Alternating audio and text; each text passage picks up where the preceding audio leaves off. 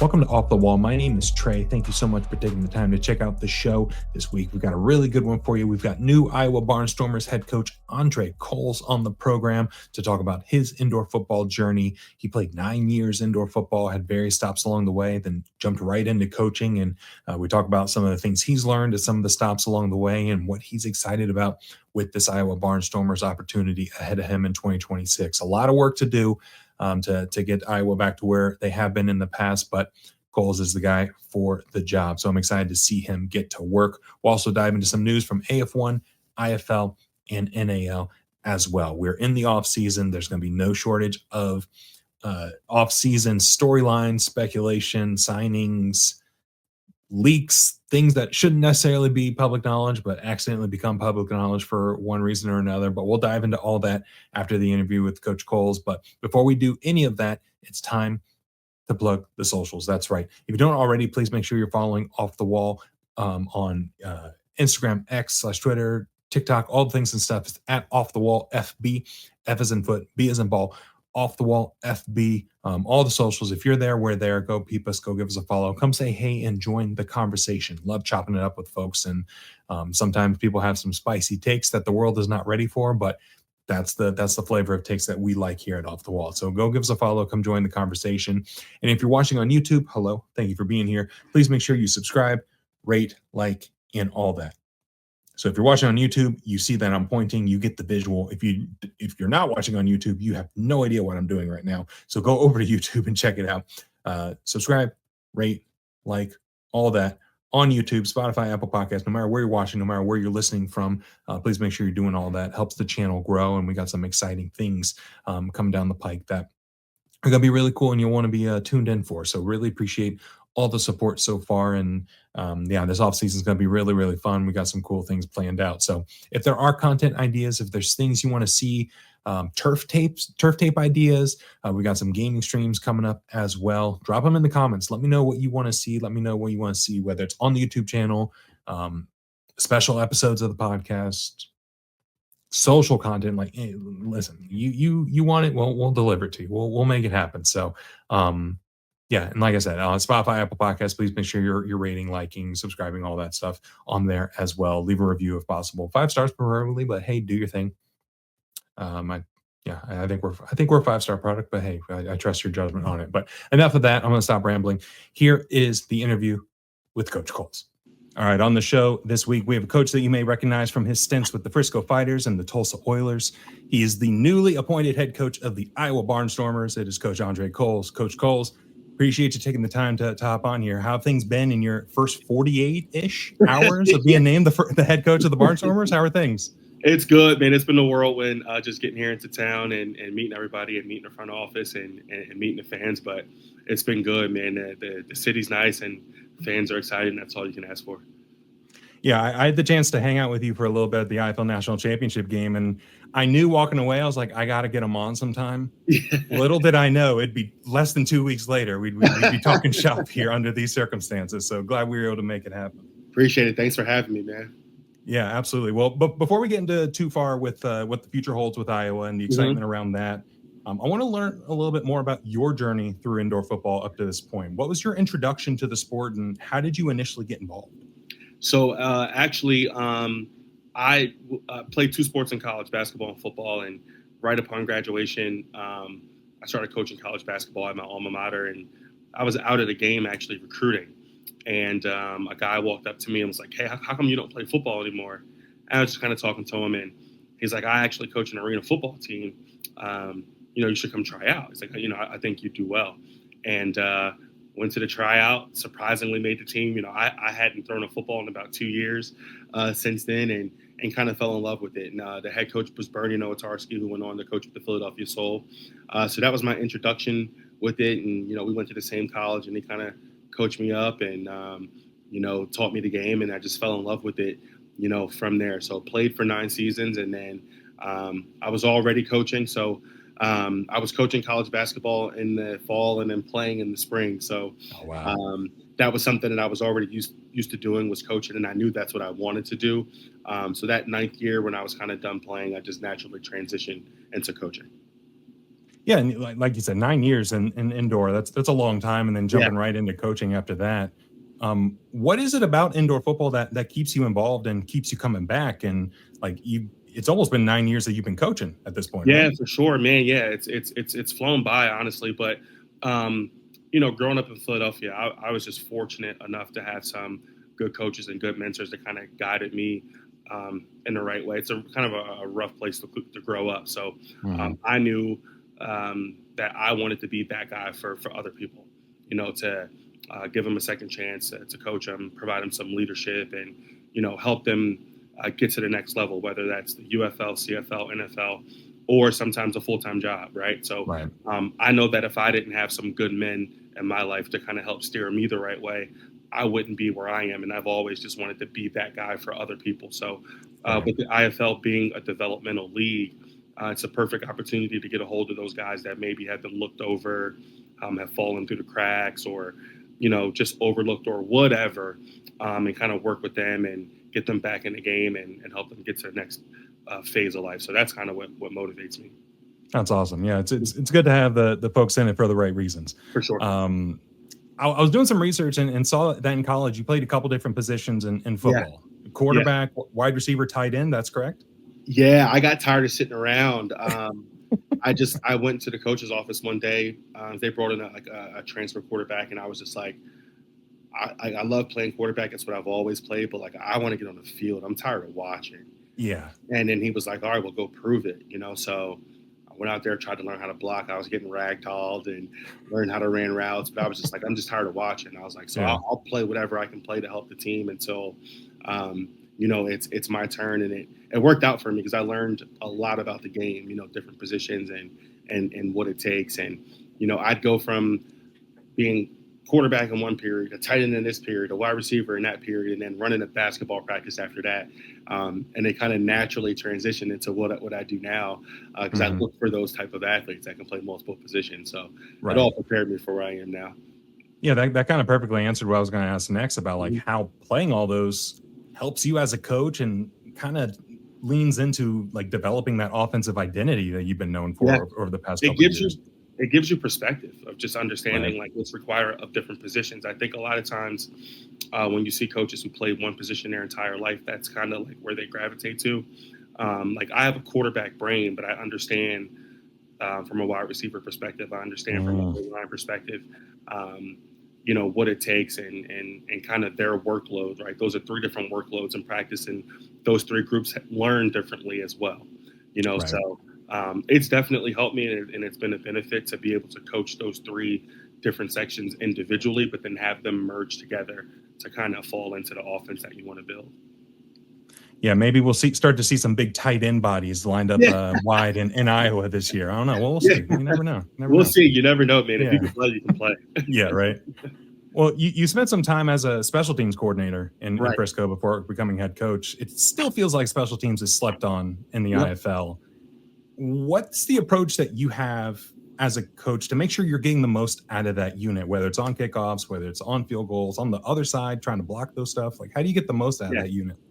And the special teams in Frisco was just something that I was just like, hey, no one's doing this? And I was just like, I'm going to step up and just learn it. My first year in Frisco, I was fortunate enough to work with a guy who I coached with in Jacksonville, which is Dave Ewart, who was a longtime Tampa Bay Storm coach. And anytime he would talk, install anything, I was in the back sitting in his meetings, just writing it down. So I learned special teams from him, and I was just like, hey, like, give me a chance to do it. And I kind of just learned it from there. But it's pivotal for 2 reasons. One, anybody that gets signed from our league, and when you move up, the first thing they're doing is putting you on kickoff or putting you on kick return. So you got to be willing to do it. And secondly, it's important to winning in our game because field position is everything.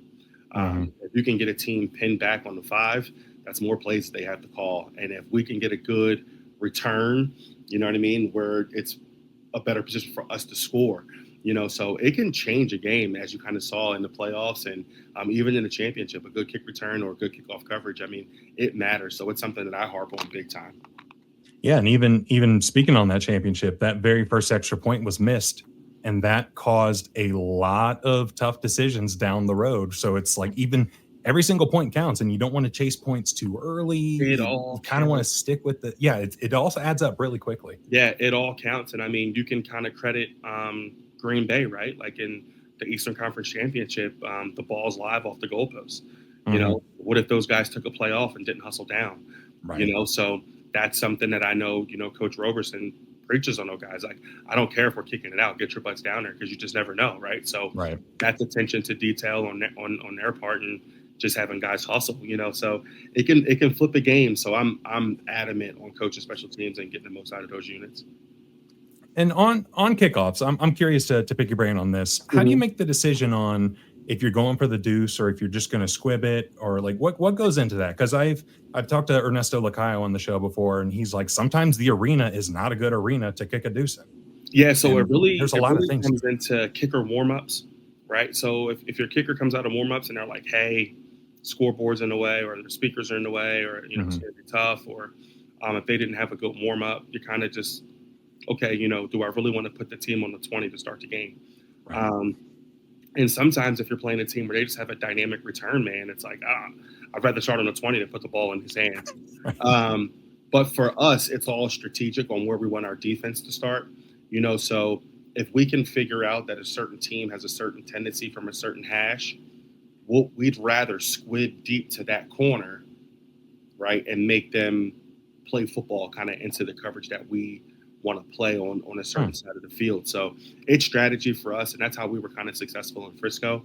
Like if we knew that their best receiver only lined up on the right side of the field, we're like, okay, well, let's keep him to the short side of the field and not give him space. So we would squib that way, you know. But you know, every game is different. Obviously, if you've got a guy that can hit the deuce every time, you're going to go for it every time, because those 2 points are immeasurable. But it's really situational football, and you know, kind of how the game's going. Yeah, the conversation a lot of time online is like, why don't they just go for the deuce every time? Like, just go for the two. I'm like, guys, it's a 70-yard kick. Yeah, it's a 60-yard kick. It's not easy. And honestly, it's like, you know, you go for that and you miss every time. You put your defense at a disadvantage. You know, starting on a 20, where it's like, you know, if you got some guys that are hungry on kickoff and you can pin them inside the 5 or inside the 10, that's a better football play for you. So there's really strategy that goes into it. I know a lot of times, once you start to see injuries to players and you start to lose guys for kickoff team, you'll see teams go for the deuce more, just because they may have a guy running down on kickoff that's normally not running down there. So a lot of that takes a part into it too. Injuries, fatigue, you know. I've seen games this year where a lineman's had to be out there, and you're not going to ask him to go make a tackle. So, you know, you're going to keep the ball out and try to go for the deuce. So it varies game by game. Okay. All right. So noted. Everyone listening, that it's not just go for the points every time. No. There's a lot more to it. Yeah. What are some things you've learned along the way as a coach amongst the various stops you've had that you wish you knew when you started coaching the indoor football? Honestly, I think one of the biggest things that like I've kind of taken away is that everybody's different. You know, everybody's different. Guys have different backgrounds. They come from different walks of life. You know, it's pro football, right? So you might be mixing an SEC kid with the guy that played Division III. And how can you get those guys to work together to mesh in a locker room to play together? They might have different goals. One guy might just be happy to play in front of his kids, and the other guy might be trying to get out to the CFL. So early on in my career, I didn't take a lot of time getting to know players for who they are and what their goals were. Back when I first was, you know, head coach back in York, Pennsylvania, I was just trying to win games. And I think I learned along the way of slow down to speed up, like get to know the guys. What are your goals? What's your family goals? What kind of job do you want? What's your degree in? You know, getting to know them more on a personal level and letting them know that you care about them as a person. Once they know that, they'll do whatever you ask them to do on the field. And it took me a little bit to kind of grow up and get out of that player mode to coach mode. But that's something I've learned along the way and carry now into coaching. Yeah, that makes sense, because from a player perspective, I'm sure you want to go that much harder for somebody that you know is on your side and is going to bat for you on and off the field. Yeah, right? I mean, it's a developmental league, right? So no one's getting rich. I mean, these guys are playing because they want an opportunity. And I think the biggest way to respect that is to at least get to know a guy. Before you tell him how good or bad of a football player he is, help him in his real life, and understand his goals and understand who he is. And through that, you learn how to coach a guy. Some guys need tough love, and some guys you got to kind of, be a little different, but you don't know that unless you sit down and have a conversation with a guy. So I learned that a few years ago, and I think it's a reason why I've been kind of successful in recruiting, is because I take that time to get to know a guy and understand what his goals are. Yeah, and those players start to speak amongst each other too, and I'm sure that resonates with them really well when they're having those, when the players are doing some recruiting for you. That certainly helps. It's a different ball game now because like when I played, everybody hated each other, right? Like we didn't talk to each other. If I was on this team, I wasn't your friend, but these guys are all friends now. They're all connected on social media. They all talk. They all root for one another, which is awesome. I love seeing camaraderie. So if you are a certain kind of way or you mistreat somebody, everyone knows about it. So you can't hide that stuff anymore. So I'd rather just do it the right way. That's good. That's good to hear. Well, you've had some really great coaches you've coached alongside, especially the past couple seasons. Billy Back, Marvin Jones come to mind. We briefly touched on it at the IFL title game, but tell me about being on staff with Coach Jones this year and some of the things you learned from this past season. Man, he's just anytime you can be around a guy who's been in the league for 11 years, you're going to learn something, so just his defensive mind just goes to places that I just would never even think of moving a linebacker here and doing this and situationally. And he's gifted in that, so just learning, what it was like at that level and just learning a little bit more about defense and showing different looks and how you can kind of confuse a quarterback. And, his defenses are always tops in the league. So just being able to be around him from that standpoint and just learn a little bit more about the other side of the ball was definitely a blessing. And, I took as many notes as I could. So when he was operating in practice, I would remove myself and go off to the side and kind of, that was my classroom, so kind of watching him work and watching him install defenses and just the thought process behind it and things like that. So it was very, very valuable for me. Yeah, and you're going to need to use some of those notes when you potentially go up against Tulsa next year. So those matchups are going to be very exciting. 100%. And it was cool to go from playing against him and kind of seeing what I thought was happening on film and then actually hearing how he, kind of described it. Because I played against him a few times before I coached with them. So he's just a good coach, and he's built Tulsa from the ground up, and he deserves everything that he's getting out there. So. Yeah, great program they got over in Tulsa. But speaking of building from the ground up, let's talk Iowa. Let's talk about this situation you're finding yourself in here. Yep. Obviously, Iowa, one of the most iconic brands in all of indoor and arena football. After a rough couple of years for the Barnstormers, let's just be transparent. What attracted you to the opportunity to accept the head coach job? Opportunity, to be honest. And like you said, it's one of the most iconic brands.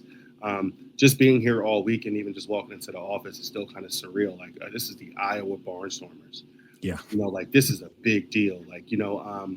My time in the IFL has been with kind of new teams. Like Frisco was a newer team.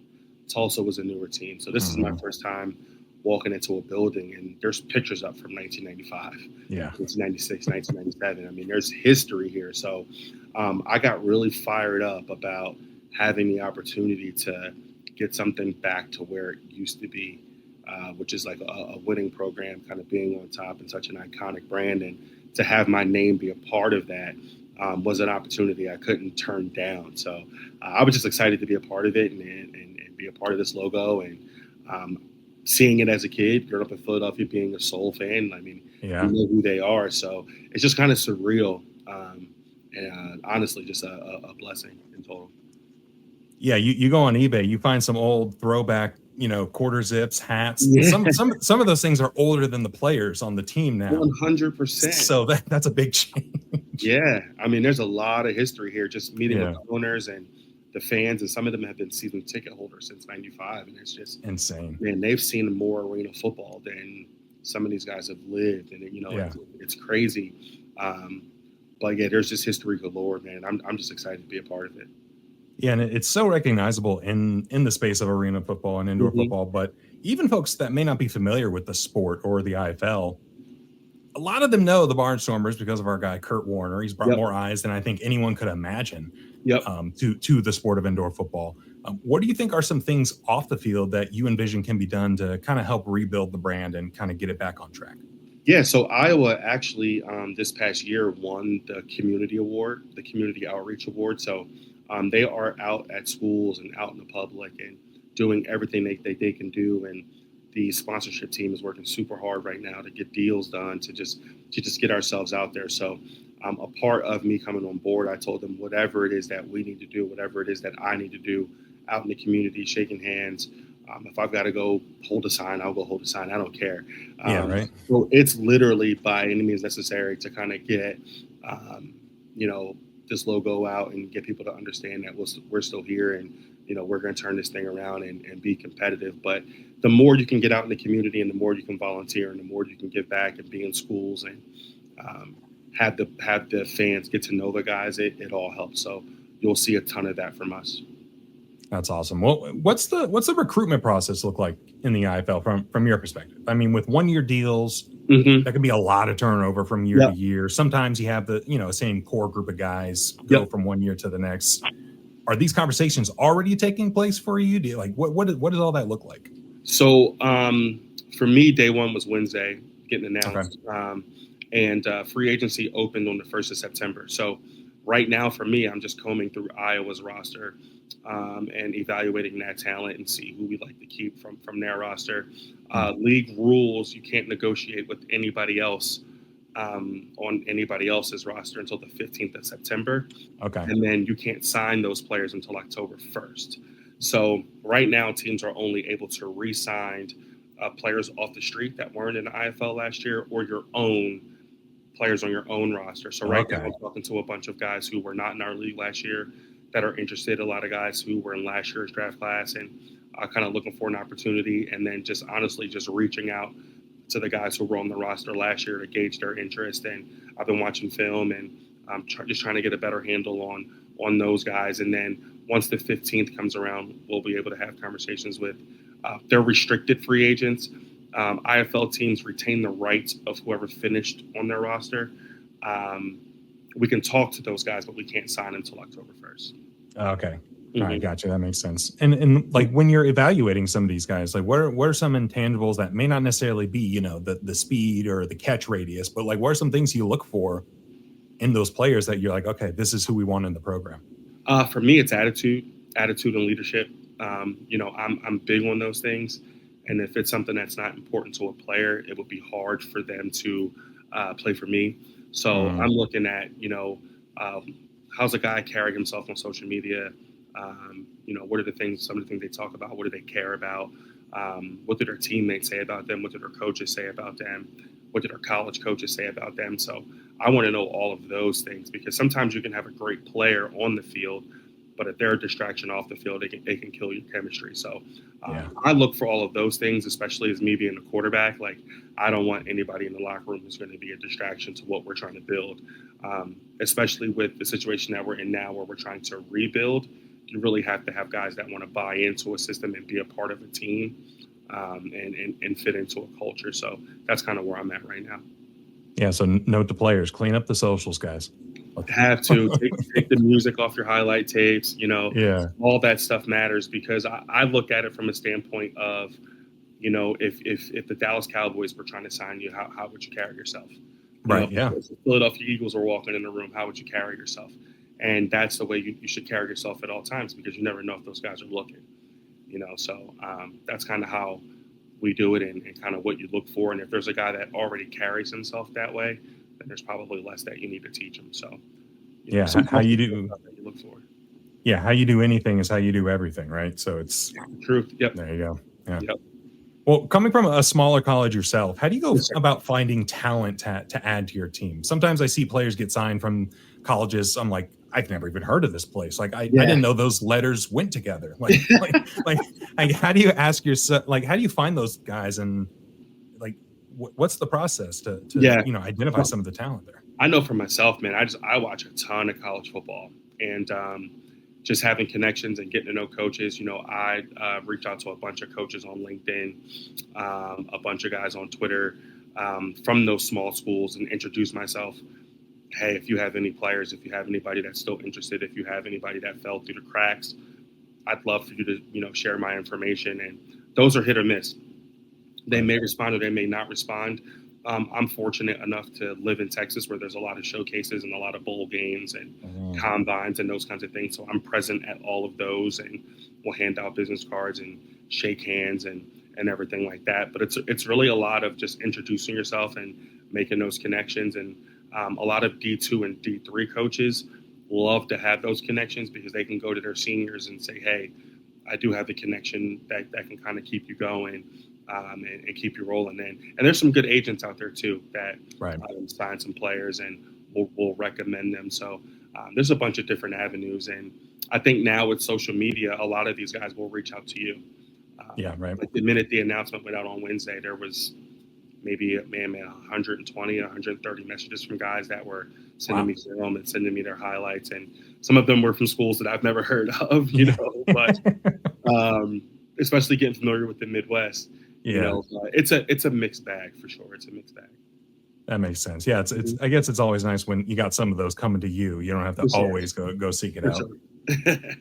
Well, identity-wise, what are you looking to create with the Barnstormers this upcoming season? Because the past season or two in Des Moines, it's been score a lot of points on offense, but give up a little more on defense, and that's fun for the common fan to watch, but not ideal if you're on the Iowa side. So, what do you want that identity to be? When people talk about the Barnstormers? If anybody's watched me coach or watched teams that I've been a part of, I mean, we play to win the game.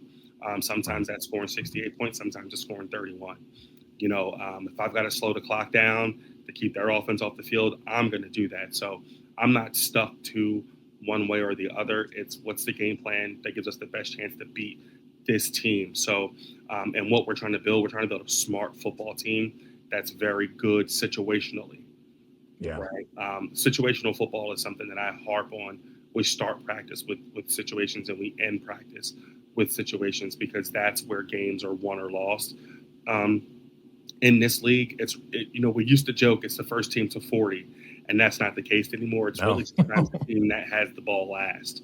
Yeah. Right. So situational football, like a smart, intelligent, football savvy football team is kind of what I hope to create here. And that's what we had in Frisco and what we started to build last year in Tulsa was guys who understand situational football and where we are in the game and how that can help you win. Right. Well, yeah, it sounds like you're already off to a good start. I know it's only been 48 hours, but you've got your work cut out for you over this offseason. But it seems like this is the right guy for the job, Iowa fans. You got him. I appreciate that. Well, like I said, I was able to chat with you at the IFL national title game for a bit, and you're a bigger guy than I thought. Looking on TV, I'm like, yeah, he's a tall guy, but I'm a pretty big guy too. And I was like, dang, I'm looking up to him. Like, this is nuts. And you're in really great shape too. And I was like, man, this guy could probably lace him up for a play or two. Like, he could probably still get out there. So are you the most fit coach in the IFL? Because I think the answer is yes. I don't know. I don't know. But what's interesting is I actually played against Nate Davis, so the fact that he's still playing. Yeah. When I was in Abilene, he was in Amarillo, and we had some matchups. So, I probably could, but, the last hit I took in, 2015, 2016, I was like, yeah, I'm done. I'm good. Let me get out while everything still works. But no, just health and wellness is something that I believe in, man. I just, I like to take care of myself. And I think I've been an athlete so long that I've got to get a good sweat just to be in a good mental space. And I think for me, from a coaching standpoint, I'm never going to ask players to do something I'm not willing to do myself. So we're asking them to show up in shape and to take care of themselves. And I'm going to be the example of that. That's fair, yeah. So, and just, I just want to take care of myself, man. So the gym's kind of therapy for me, whether it's just, going for a walk or going for a run, that's just something that kind of helps me keep my mind clear.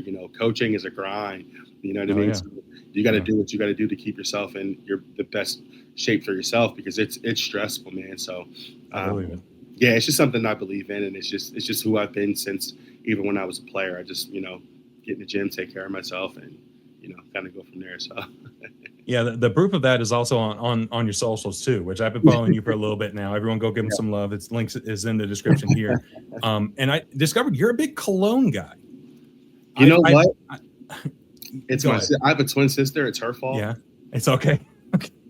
It's her fault. Yeah. 2 years ago, she visited. She came down for Eagles Cowboys game. She's at my apartment. And she's like, "You don't have any cologne?" I'm like, "No. Like, who wears No. cologne?" Yeah. And she said, "She goes, you just wake up and just go." And I was like, "Oh boy." And I bought a couple, and then it spiraled from there. So So it seems like you have quite the collection. I think you posted a video not too long ago, like, here's my top 5. I was like, top 5? I was like, I don't even have a 1 or 2. Like, so, yeah. so like, walk me through some like basic essentials. Like, every man should have this in the repertoire. Like, what are one or two of those? Honestly, man, like you just need like a fresh, like out of the shower kind of scent, just to kind of get you through the day. That's like safe for the office, So most of them are just that. But then, my sister and I, like, that's like just what we kind of bond over, because like she'll be like, "Oh, I just bought this," and then you start learning different notes and things that you like to smell, and these are for winter, these are for spring, and you shouldn't wear this in the summer, and then once you watch one video on social media, now that's your whole feed, and I get caught up in somebody being like, "Oh, this one's awesome," so now I run out and go try it, and I buy it, and then you look up and you're like, "Why do I?"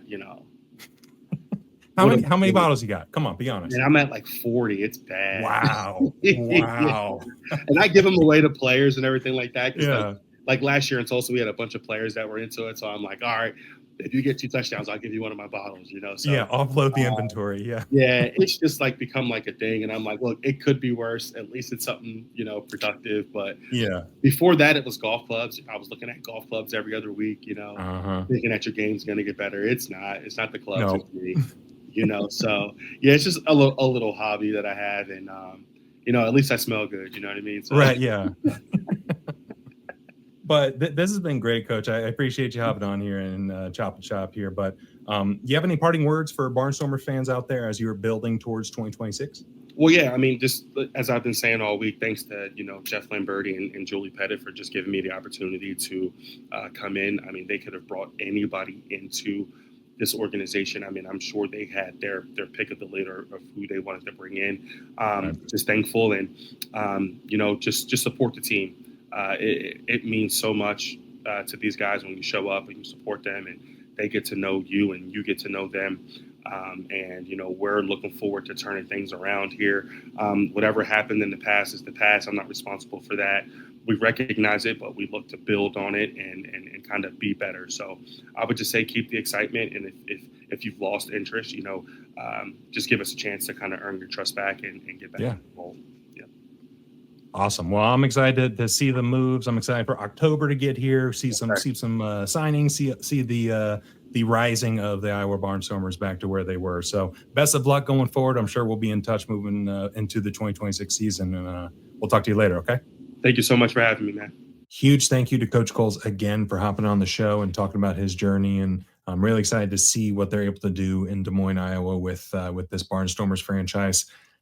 They kind of bottomed out over the past couple of years, and he has a track record of success, especially on the offensive side of the ball and leading teams as a whole as well. So, I think Coach Coles is the guy for the job. It's going to take some work to get there, but once October hits, I think we'll see some good players getting signed up in Iowa, and I think they'll be able to build a competitive squad in that Eastern Conference. So big thanks to Coach Coles again. Go follow him on social. Go follow the Iowa Barnstormers on socials. Their social links are in the description below. If you're on YouTube, you see I'm pointing. If you're not, I'm audibly pointing down. Scroll down just a little bit on the description on Spotify or Apple Podcasts, and we'll be right there. But diving right into IFL news. We just talked about it ad nauseum for 30 minutes, but Andre Coles announced as the new Iowa Barnstormers head coach, replacing Coach Mogensen after a 4-year run. And it was just time for a refresh in Iowa. Iowa had no problem scoring points. The problem was they were giving up a ton of points, and that's usually not a really good recipe for success. So it really, like, the Iowa Barnstormers brand is so iconic within the football landscape, not just arena football, not just indoor football, but the football landscape, because of the success story of Kurt Warner, the Kurt Warner movie. What was it? The American Underdog, I think was the name of it. because of that, like a lot of people recognize that brand, and a lot of people recognize the black and gold and the goggles on the helmet.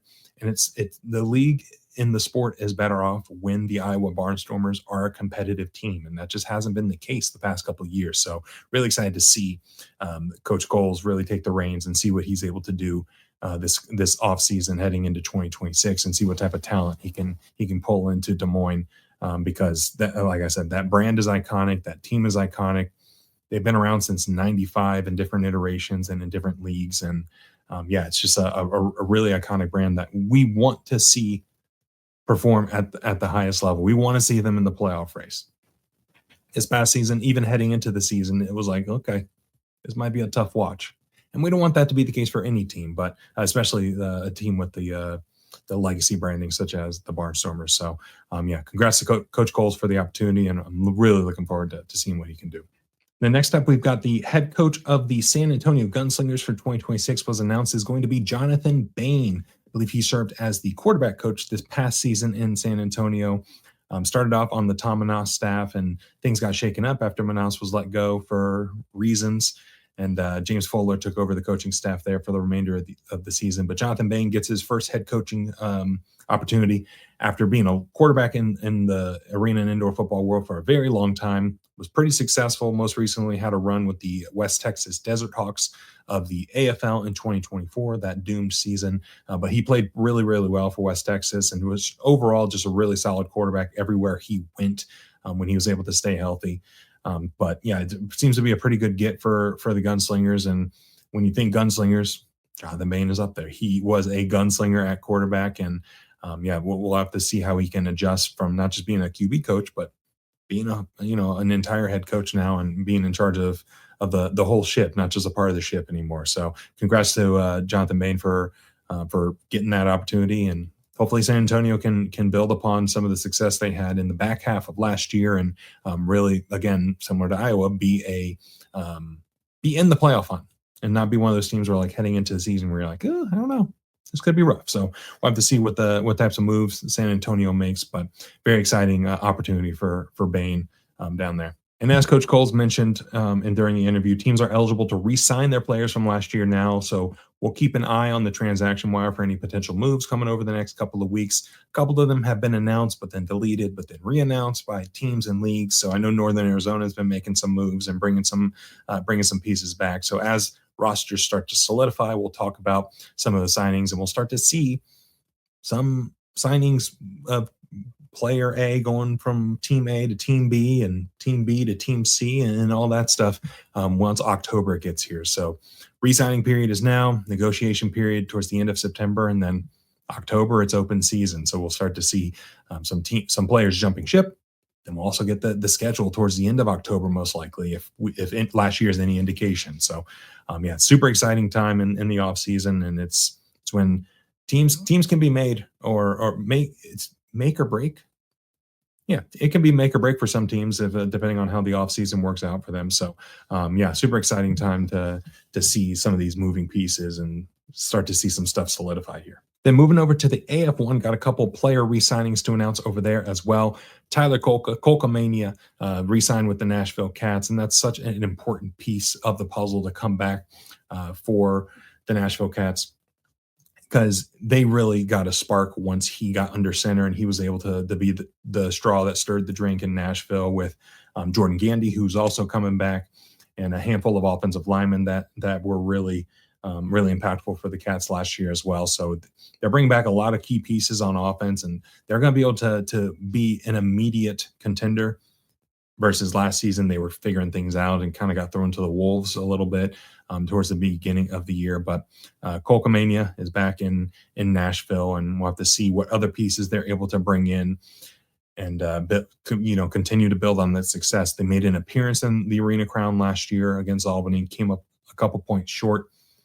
We'll have to see what else they do free agency wise and make some adjustments. And yeah, I expect them to be a contender yet again in 2026. But moving on to the Washington Wolfpack. Wolfpack made a couple of signings that bode well for them. Akil Greer, friend of the program, re-signed with the Wolfpack after spending the back half of the season with them last year. He was signed with the Arizona Bandits before that fizzled, and went up to Washington. And Washington's offense, primarily their offensive line, was just garbage last year, and really couldn't get the ball downfield, couldn't really move it. But when they did, receivers like Greer were able to make plays, and so they got a one of the best wide receivers in arena football, one re-signed to the roster. And they also signed Faleoga Russell. He was a veteran offensive lineman who's been around the league, been on a couple different teams, been in a couple different leagues. He was with the Spartans last year. He's been with the Sharks. He played in Arizona. He played all over the place. So he's a nice veteran presence that this Washington Wolfpack O-line will desperately need and desperately lean on, because that O-line last year was just a turnstile. Anybody that wanted to get through could get through. And I think at one point there was a game where the quarterback got knocked down or rushed or pressured, or whatever the terminology is, 30 times, and got sacked double-digit times, multiple times over the first 2 years of the franchise's existence. So offensive line was a major point of emphasis for them, and you can see that they made that a priority in one of their first signings for the 2026 season. So big signings in Greer and Russell, but no signing was possibly as big as Carl Robinson re-signing with the Beaumont Renegades. Beaumont was in the NAL last year, and Carl Robinson was just absolutely dynamic for the Renegades on their championship run, where they were able to beat the Omaha Beef in the NAL National Championship in their only year in the league. And Carl Robinson is just a tremendous athlete at the quarterback position.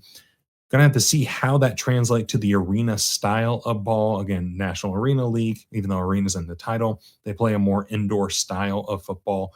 And Robinson was able to really thrive in that option-based style, where it's not necessarily the case in arena ball with some of the rule sets and some of the things that they have. So Robinson's going to have to really beat teams more with his arm and be able to activate the mobility when he needs to. But as you've seen with teams like Salina, Southwest Kansas, it's possible with the arena rules. You just got to be creative at the offensive coordinator position when you're calling up the plays and making it happen. But Carl Robinson, he's a great young talent, MVP of the NAL last year, championship winning quarterback in his first year of playing pro arena ball. And I'm excited to see him take the field for this Beaumont Renegades team in their debut season in the AF1. And we're going to wrap up the AF1 talk with the first player signed in Kentucky Barrels history, quarterback Luke Bailey. So go ahead and jot that down as a trivia question in the future. Who was the first player signed in Kentucky Barrels history? Luke Bailey. He was a quarterback at Drake, won a couple of conference championship titles at Drake, and seems to be a guy that Cedric Walker is willing to build around. And you got to give a tip of the cap to Coach Walker, given his pedigree as a coach and what he's able to achieve so far. So we'll have to see how Luke Bailey develops, but more importantly, how the rest of the roster around Bailey develops. And that Ohio, Kentucky area, I think, breeds a lot more talent than I think most people realize. So it feels like a lot of players that you saw last year might be willing to, come home, so to speak, if they're from Kentucky, if they went to college in Kentucky, if they're from Ohio, went to college in Ohio. Seems like that's an ideal spot. And based on what I've heard and what I've seen from the Kentucky Barrels, seems like they're doing things the right way with their arena, with the accommodations and everything they got going. So they could have a very interesting value proposition for players beyond just the paycheck there. So we'll have to see what Kentucky does to continue to build around on that offense, and then stock up on that defense as well, which Cedric Walker's going to have some guys on that defense. You already know. Next up, we've got the NAL, the National Arena League, where we should be getting a schedule here soon over the next couple of weeks, according to Commissioner Eichert on a interview with Inside the Walls podcast. But we're going to dive into the Pueblo Punishers specifically here, as they announced co-head coaches, something you don't really see too often. The Bay Area Panthers did it a few years ago with Rob Keefe and Dixie Wooten. Worked out pretty well for them. They won the IFL National Championship, but they've got Clinton Solomon and Tay Brooks stepping in as co-head coaches for Pueblo. Solomon will also be the offensive coordinator. He's an IFL Hall of Fame wide receiver, former head coach of the Wichita Regulators in 2024 in the AFL. the offensive coordinator for the Beaumont Renegades in 2025 in their championship season. So really good get on the offensive side of the ball. And then we've got Tay Brooks.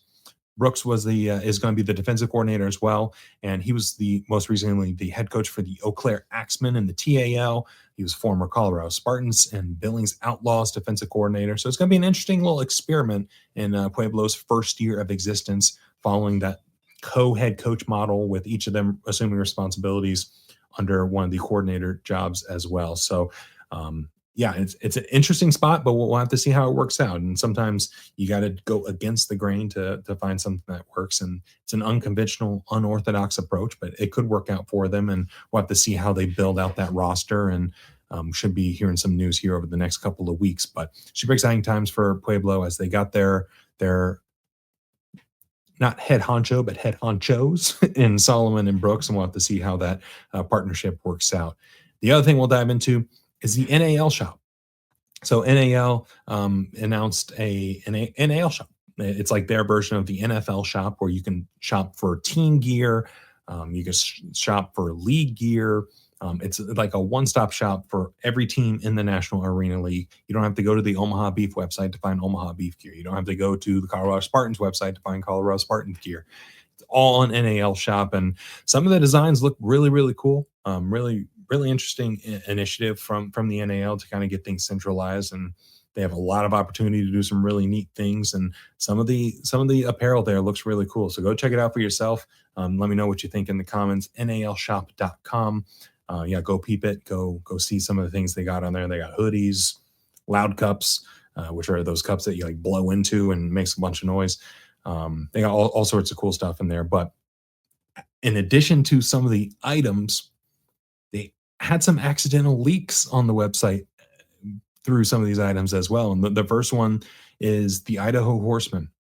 The Idaho Horsemen released a statement about a month or so back saying like, hey, it's not working in Idaho. We're going to find a new spot. We got to find a new area to see if we can make this thing work. Because I think where they were playing in Nampa, I believe, they're like, hey, this ain't working for us. And on the NAL shop, they had a hoodie that said the Arizona Horsemen. So new logo. It's the only item that was on there. So it seems like it was missed. Seems like it wasn't supposed to be on there, but hey, we saw it. It's fair game. They promoted the website. We went to the website. We looked, and that's what's on there. So it sounds like the Idaho Horsemen are moving to Arizona to be the Arizona Horsemen. Don't really know much beyond that at that point. Where they're playing in Arizona, you would assume the greater Phoenix area, but who knows at this point. It'd be really funny if they were playing at Mullet Arena, because that's where the Arizona Bandits were supposed to play last year, but they couldn't get their act together for that. So yeah, more is to come on that, but it looks like Idaho is moving to Arizona, which should be a really good thing for the NAL. It's a lot easier to travel into Arizona than it is Idaho for the majority of the teams that will be in this league. So it's travel-wise, it should make things a little bit easier, even though they are still on a little bit of an island geographically. It just won't be as bad because it's a little bit easier, like I said, to get to Arizona. But they're not the only team that had a relocation / rebrand. The Shreveport Rougarou. It looks like they're rebranding to the Louisiana Rougarou, according to the NAL Shop website as well. And a sneaky sleuth reached out to me and sent me a link to a new Facebook page that was created for the Louisiana Rougarou a couple weeks back. That kind of shows like, hey, we're no longer just Shreveport. They actually moved to Bossier City. I hope I said that right. I said it confidently, so just go with it. But Bossier City is not far from Shreveport. I think I mapped it out. It was like 2 miles or something. So similar to the Bossier, the Shreveport Bossier Battle Wings way back in the day. Looks like they're doing a similar approach here, but just calling the team the Louisiana Rougarou moving forward. So expect some announcements to come soon on that, as schedules are slated to be released in a couple weeks, and a lot of this should come to light a lot sooner than later. And that's the show. Thank you so much again to Coach Coles and the Iowa Barnstormers for making this happen. It was funny to be able to meet him in person and chop it up with him at the game, pick his brain on, hey, what do you think about this play here? Like, what do you think about this as the game is happening? And fast forward less than 2 weeks later, he's on the show and we're talking ball about his new gig in Iowa. So congrats to Coach Coles again. Go give them a follow. on socials. It's in the description below. While you're doing the following on socials, please make sure you're following us on socials as well at Off the Wall FB, F as in foot, B as in ball, Off the Wall FB, Instagram, X/Twitter, TikTok, all the things and stuff. Go give us a follow on there. Join the conversation. Give me your hottest takes. Let me know what fires you up and what do you think is going to happen in this offseason. Do you think a free agent is going to jump from a massive free agent is going to jump from one league to another? Do you think Vegas is able to hold together the majority of their roster? Do we see, I don't know, like, what do you think? What do you think is going to happen this offseason? Because there's a lot of different directions this can take, and I'm really interested to hear from the people. So if you're watching on YouTube, thank you for doing that. Please make sure you're liking the video, subscribing to the channel as well. Share it with a friend and drop a comment of what you think is going to happen this offseason. And if you're listening on Spotify or Apple Podcasts, thank you for doing that. Please make sure you're rating the show 5 stars, leaving a review, sharing it with a friend, doing all the things and stuff on there.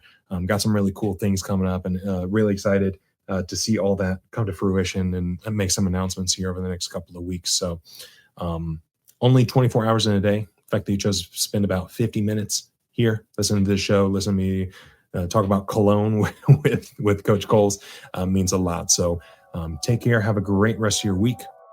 We'll continue this conversation on socials, and we'll see you next time. Bye.